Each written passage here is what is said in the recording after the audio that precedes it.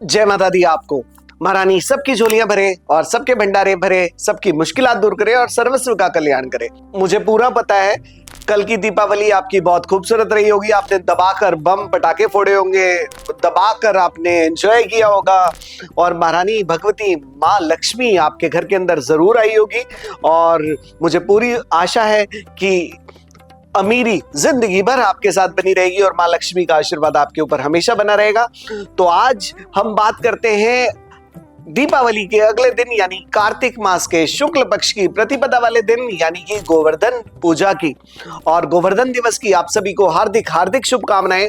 आज का दिन आपके लिए शुभ हो और भगवान कृष्ण की कृपा, माँ भगवती की कृपा आप सबके ऊपर हमेशा बनी रहे। तो आज के इस दिन की बहुत सुंदर कथा है, क्योंकि सनातनी अपने पर्वों को युगों युगों से मनाते आ रहे हैं। हमें किसी ने सिखाया नहीं है कि ऐसे मनाना है, अब मनाना है, ये युगों युगों से चलते आ रहे हैं। तो आज के इस गोवर्धन दिवस की फिर से आप सभी को शुभकामनाएं देते हैं। और ये पर्व भी युगों युगों से मनाते आ रहे हैं।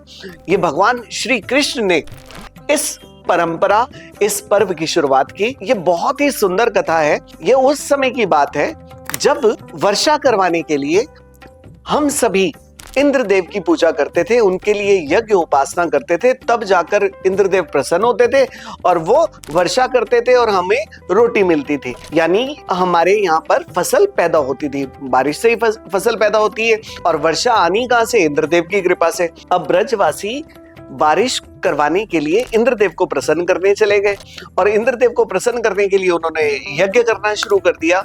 इतने में भगवान श्री कृष्ण ने देख लिया और भगवान श्री कृष्ण वहां पर गए, बाल गोपाल, और वहां जाकर बोले कि आप यज्ञ किस लिए कर रहे हैं? तो सभी लोग बोले, गांव वाले, कृष्णा हम इसलिए यज्ञ कर रहे हैं कि ये यज्ञ करेंगे और उससे इंद्रदेव प्रसन्न होंगे और इंद्रदेव प्रसन्न होकर बारिश करेंगे, इसलिए हम ये यज्ञ कर रहे हैं। तो कृष्ण बोले कि इंद्रदेव इतने ताकतवर हैं? सभी बोले यार इंद्रदेव बहुत ज्यादा ताकतवर है। तब कृष्ण ने बोला, हमें सारा खाना, हमें सारी फसल, हमें सारी चीजें तो गोवर्धन देता है, वो हमारी रक्षा करता है, वो सब कुछ देता है, तो हमें तो उसे ताकतवर मानना चाहिए। सारी चीजों को छोड़िए, इंद्रदेव को भूल जाइए, आप ना गोवर्धन की पूजा कीजिए, गोवर्धन को मनाइए, क्योंकि वो सबसे ज्यादा शक्तिशाली हैं। उनकी बातें सुनकर पूरे गांव ने सोचा यार बिल्कुल कृष्ण तो सही कह रहे हैं, क्योंकि कृष्ण कभी गलत नहीं होते, चलो हम गोवर्धन की पूजा करते हैं। तो उन्होंने इंद्रदेव का यज्ञ छोड़ा और गोवर्धन की पूजा के लिए सभी के सभी खड़े हो गए और यहाँ पर उन्होंने गोवर्धन की पूजा करनी शुरू कर दी, गोवर्धन पर्वत की।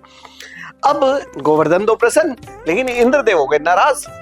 अब इंद्रदेव को भयंकर क्रोध आया और इतना भयंकर क्रोध आया, इतना भयंकर क्रोध आया कि उन्होंने वर्षा कर दी। अब जी इतनी बारिश कर दी, इतनी बारिश कर दी कि लोग डरने लग गए और सभी के सभी भगवान कृष्ण को गलत बोलने लगे।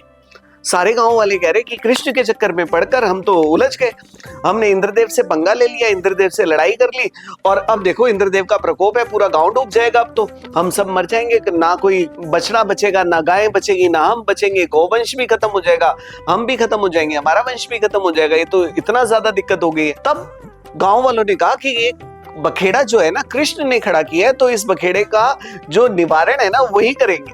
सीधा कृष्ण के पास सभी गए, कह रहे भगवान कृष्ण ये जो आपने हमें फंसा दिया है यहाँ से निकालो, आपके कहने पर हमने ऐसा किया था, लेकिन अब देखो इंद्र नाराज हो गए और उन्होंने हमें उलझा दिया है। अब भगवान श्री कृष्ण हंसे और हंसते हुए बोले कि अपने पूरे गांव को इकट्ठा कीजिए, अपने गोवंश को इकट्ठा कीजिए, सभी लोगों को लेकर गोवर्धन की तलहटी पर पहुंच जाइए। और वहां पहुंचकर भगवान श्री कृष्ण ने गांव वालों के साथ गोवर्धन को नमन किया और नमन करने के बाद उन्होंने एक अपनी कनिष्क उंगली के ऊपर उस गोवर्धन पर्वत को उठा लिया। अब बारिश हो रही है बहुत तेज और कृष्ण के हाथों में, कृष्ण की एक उंगली के ऊपर गोवर्धन आ गए और सारा गांव उस गोवर्धन पर्वत के नीचे खड़ा हो गया, सारा गोवंश उनके वहां पर खड़ा हो गया गोवर्धन पर्वत के नीचे। इस तरह से सभी के प्राण बच गए। उधर इंद्रदेव सबसे ज्यादा गुस्सा हो रहे, उन्होंने बारिश और तेज कर दी, आंधी और तेज कर दी, लेकिन गोवर्धन का वो कुछ नहीं कर पाए, क्योंकि गोवर्धन को तो स्वयं भगवान श्री कृष्ण संभाले हुए थे, तो किसी का बाल भी बाका नहीं हुआ। अपनी पूरी पावर लगाने के बाद इंद्रदेव को जब समझ में आया कि मैं कहां पर लड़ाई कर रहा हूं, मैं किससे लड़ाई कर रहा हूं, तब उन्हें समझ में आया कि यार ये तो भगवान विष्णु के अवतार हैं, श्री कृष्ण। उसी समय उसे अपनी गलती का एहसास हुआ और जाकर उसने श्री कृष्ण के पैर पकड़ लिए कि भगवान मुझे माफ कर दो, मुझसे गलती हो गई।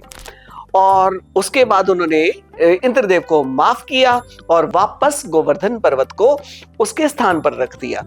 तभी से, उसी क्षण से और उसी दिन से, उसी समय से गोवर्धन पर्वत की पूजा का ये श्रृंखला शुरू हुई और हम सब गोवर्धन पर्वत को नमन करते हैं, भगवान श्री कृष्ण को नमन करते हैं। सबकी कृपा हम सबके ऊपर बनी रहे। और आज का ये दिन बहुत महत्व है। आज का दिन हमें ये सिखाता है कि अपनी ताकत पर गुरूर मत करें। आज का दिन ये सिखाता है कि अगर आपको कोई काम दिया गया है उसको सही तरीके से करें। क्यों? क्योंकि इंद्रदेव का कार्य है वर्षा करवाना।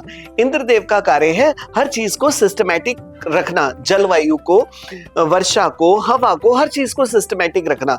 इसके लिए उन्हें कोई रिश्वत देने की जरूरत नहीं। उनको प्रसन्न करें हम कोई यज्ञ से, ये उनकी ड्यूटी है, ये उन्हें करना चाहिए। और इस दिन से सबसे बड़ी सीख हमारे नेताओं को लेनी चाहिए, हमारे यहाँ पर ताकतवर लोगों को लेनी चाहिए। बड़े बड़े नेताओं को इस दिन से ये सीख लेनी चाहिए कि घमंड कभी भी किसी का नहीं रहता है। तो अपनी ईगो से बाहर आकर अपनी चीजों को करें, क्योंकि जनता ने आपको उस पद पर बिठाया है और जनता की सेवा करना आपका काम है।